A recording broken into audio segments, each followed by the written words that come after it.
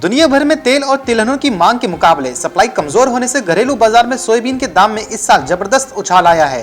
देश में कृषि उत्पादों का सबसे बड़ा वायदा बाजार एनसीडीएक्स पर सोयाबीन के भाव करीब 5% उछाल के साथ 7,300 रुपए प्रति क्विंटल तक चले गए। कोरोना काल में प्रमुख दलहनों, तिलहनों और मसालों के दाम में जोरदार इजाफा हुआ है, जिससे वायदा बाजार को कारोबार भी काफी गर्म रहा है। देश में कृषि उत्पादों का सबसे बड़ा वायदा बाजार एनसीडीएक्स पर कुछ प्रमुख कृषि उत्पादों का सूचकांक यानी कि एग्रीडेक्स में जोरदार उछाल देखा गया है। महज 10.5 महीने के कारोबार के दौरान इसमें करीब 39% की बढ़त दर्ज की गई है।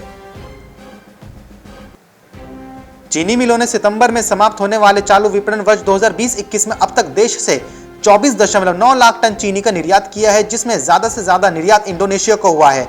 अखिल भारतीय चीनी व्यापार संघ ने एक बयान में कहा है कि खाद्य मंत्रालय ने चीनी मिलों को निर्यात के लिए 60 लाख टन का कोटा दिया है, जिसमें से मिलों ने 33.3 लाख टन चीनी निर्यात का अनुबंध किया है।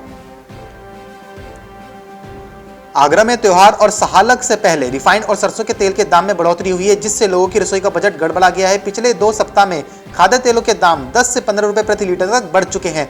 वहीं थोक व्यापारियों का कहना है कि अभी खाद्य तेलों के रेट कम होने की उम्मीद कम है। हरियाणा सरकार ने प्रदेश की 18 मंडियों में अगले 24 घंटों के लिए खरीद पर रोक लगा दी है। इसके अलावा दूसरे राज्य के किसानों को आगामी आदेश तक मंडी में प्रवेश वर्जित किया गया है, मतलब उनकी हरियाणा में एंट्री नहीं हो पाएगी। इसकी वजह गेहूं की ज्यादा आवक होना है। यह निर्णय इसलिए लिया गया है ताकि किसानों को अपनी फसल बेचने में किसी प्रकार की असुविधा का सामना ना करना पड़े। पाकिस्तान में इन दिनों शक्कर की कमी का शोर मचा हुआ है। पाकिस्तान के कई हिस्सों में इस समय चीनी 100 रुपए किलो से ज्यादा की कीमत पर बिक रही है। पंजाब प्रांत की तरफ से अब इस चीनी के दाम तय करने का फैसला किया गया है। देश में चीनी की कमी ऐसे समय में हुई है जब पवित्र महीना रमजान का आगाज हो चुका है। इस बार रिकॉर्ड स्तर पर धान की सरकारी खरीद हो रही है। भारतीय खाद्य निगम और अन्य सरकारी एजेंसियों किसानों से धान की खरीद कर रही हैं। 23 मार्च 2021 तक के आंकड़ों के मुताबिक खरीफ विपणन वर्ष 2020-21 में 687.32 लाख टन की खरीदी हो चुकी है। धान की सरकारी खरीद में पिछले साल के मुकाबले 13% का इजाफा देखने को मिला है।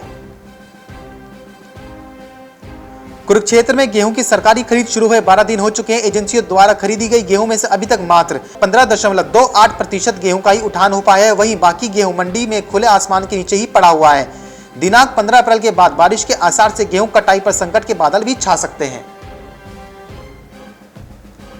कोरोना संक्रमण के बढ़ते मामलों के बीच इस बार मंगलवार से नवरात्र का शुभारंभ और बुधवार से रमजान का आगाज होगा। एक दिन के अंतर से शुरू होने वाले दोनों धार्मिक पर्वों को लेकर बाजार में फलों पर महंगाई नजर आने लगी है। रमजान के लिए खास खजूर का आधा किलो का पैक इस बार 150 रुपए में मिल रहा है।